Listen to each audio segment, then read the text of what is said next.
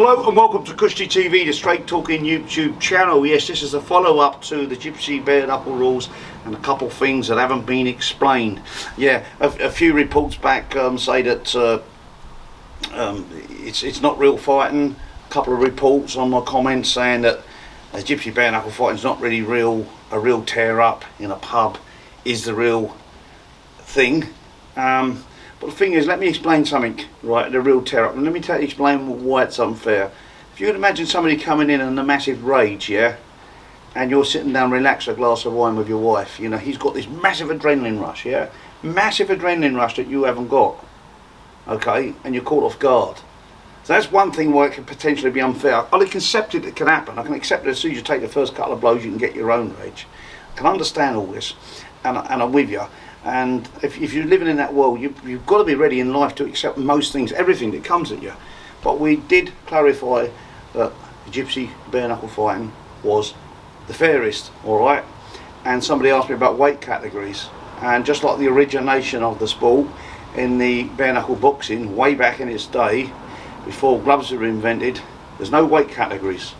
So if a guy weighs 10 stone and he's jumped up and he picks on a 16 stone guy, well, that's his deal, that's his problem. Yeah, but let me explain, even in the fairest way of doing it, today I'm going to reveal some secrets, yeah, that even in the fairest way of doing it, where you can edge some tricks, yes, never told before, some tricks where you can edge the bet in your favour. Okay, step one, yeah, to work in your favour, always keep the fair play man, the referee, on your side, alright? Yeah, it always helps, because if any advantage are going to be given, they'll be given your way and be excused. So the first thing you do, example, hello Tommy, hello, yeah, how is everything, how's the family, all good, yeah, thanks for watching this fair play mate, I really respect what you stand for, you're a good man, you're a gentleman, and are you going to expecting us to come out and punch it out when we come in close for a fight, or are you going to tell us to break or stand back? Just let us know what's expected of you, please. Some fighters like, okay, lovely, right, thank you very much Tommy, I look forward to seeing you on the day, thanks very much for your efforts and I respect you, good luck, God bless mate, bye. That's tip one, keep the fair play man on your side. Trick two, the hardest bones in your body, put them to use. The hardest bone in your body is your forehead bone, your second hardest is your elbow. Yes, make good use of them. When you're defending, the easiest way to block, yes, is open hands. That's the easiest, softest way in your hands. But you're not there to be nice to yourself in a bare knuckle fight. You've got to be prepared for a grueling tear up. So defend with your elbows. Second hardest bone in your body. Yeah, I have broken several bones in my hands. Hitting elbows really hurt. Now I've discovered if you defend with your elbows, yeah, this little turn to the side, a bit like Tyson Fury does, defend with your elbows, it's slightly more dangerous, the punches can slip through a little bit more, but blimey, when you're taking them on here, it's causing excruciating pain for your opponent. He won't be as keen to come on in. He then might want to start looking for your body. When he starts looking for your body, you know exactly where his attack's coming from. Yes, you now know that he's leaving this alone because you're defending too well with your elbows, you're hurting his hands. He's going to go for the body. When he goes low, you know exactly where he's going. At this stage, you have a great advantage because you're leading the way. Use the second hardest bone in your body, yeah, to good effect. Step three, staying on the elbows, depending on the nature of the fight. A fight is a fight, and it's not a game of cuddling or game of tiddlywinks, but it depends on your opponent if he's what the reason you're fighting for. Yeah, he could be the aggressor and you didn't agree, you think you might have taken a liberty some way down the line and you're not giving him too much respect. Yeah, and if you just want to just go edge the rules a little bit, yeah, when you're on the blind side of the ref, your elbow, yeah, you can be used a little, it's up in the left hook or right hook. The ref's to this side, just little lean in, especially if you've got one where you're punching it out, you're quite close. You just slip round, you miss with you deliberately miss with your left hook, and then you just comes round, and by the naked eye it's so hard to see. Yeah, it's so hard by the naked eye. It comes round, you miss with the left hook, the elbow comes over. Second hardest bone in your body. There's a tip if you really don't like your opponent.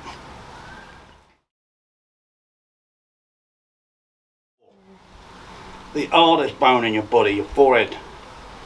This one, not really sneaking one. This is just a fact of your knowledge. If you're coming close together, just like it's taught the same in the boxing ring.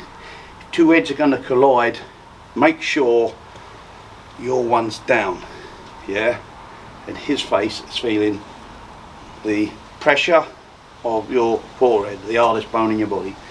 Tell you some bloke that done it really good in your ring, around Holyfield, it's Mike Tyson. He done it so well, he didn't fail the rules, he got his ear bit off as a result, because he frustrated the mighty Iron Mike Tyson. And when you come close, it's quite simple. You come close, going in together, and your head just goes down. It is very simple as that. Your head just goes down. You go down, you drop it from his height, he walks into this piece. The hardest bone in the body. Very useful tip, both in boxing and in knuckle fighting. And my final tip for the day, you start warming into the fight, you're starting to know what the ref, the fair play man's respecting. Very often these are not professional referees and they say stand back or break and stand back, yeah. So you warm into a fight, you're getting close, say example a few minutes, 5, 6, 7, 8 minutes has passed, you're warming in and you take a stand on the foot, yeah. You place some weight down on his foot, you break. So as they break, you stand on the foot. Naturally, he pulls back. He thinks it's accidental, the fighter. You don't know there's any intention in it. You stand on his foot, he pulls back. And he goes to pull back and he can't. And he will do something like this. And he'll pull back because you've trapped his foot, and he'll pull back off balance. And okay, he will be going back. It's at this stage you immediately, he's got distance between you, so the ref now, it all happens very quick, the ref has seen some distance, he's happy that you've broken, he doesn't know that you've tread on his foot, he goes back like this, and you just launch him for an attack, and a straight 1-2, yeah, and okay, he might just arm punch you, but he's got no balance, he's square on. All he can do is hit you like an old woman, so the risk in attack is very, very minimal here, because he's not going to hurt you, he's off balance, on the foot. The final tip, you follow up with a crunch, 1-2, and here are 5 tips, yeah, in the bare knuckle fighting business. For me, they're gone. I do have some secrets that I'll go to my grave with. My 3 main ingredients will never ever be told on how to get the job done in a knuckle fight. Whilst I'm retired, I had my last dance back in the ring back in March. I'm definitely gone now, I'm 52 years of age, I'm an old man, but never say never. You never know when your son's or grandson, so my main ingredients will never ever be revealed. I'm sorry if I stop short and disappoint you at the end of the mark, but I hope you've enjoyed the little tips and insight of this video. And what I really need is you guys to subscribe. If you're a member of the old YouTube channel, you just press on the subscribe button. It's as simple as that. If not, get somebody a bit more sophisticated, the youngsters I get, to get you on YouTube, subscribe. I need some subscribers. I'll keep the content coming. Look out, I've got a massive tribute coming up after this video the following week. So in the meantime,